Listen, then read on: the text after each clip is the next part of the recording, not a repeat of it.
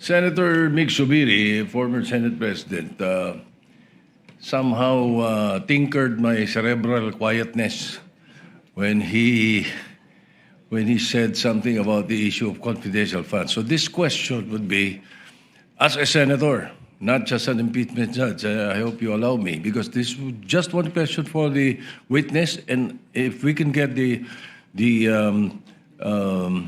prosecution panel and the defense panel to give their opinion. All right? Yung confidential word kasi, pag ginagamit, parang intelligence eh. Parang ganun din eh. Di ba? Parang sinasabi mo. So, it is abused. Bakit hindi sa budget nasusunod, and we want your opinion, para mas magko-conform sa circular nyo? Palitan natin. Huwag nang confidential na gamitin. Gamitin natin restricted funds or non-public funds. Ganun pa rin, di ba? Private but open. Naintindihan na nila na hindi confidential ito, na hindi ito pwedeng hindi naalaman ng publiko. Something to that effect.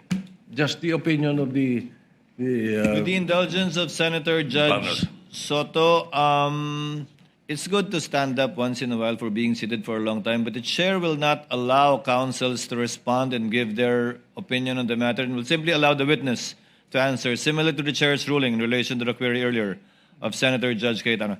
Yes, Attorney Wamil. Well, I submit that po to the Commission on Audit po. I am not authorized po to give an opinion as to that.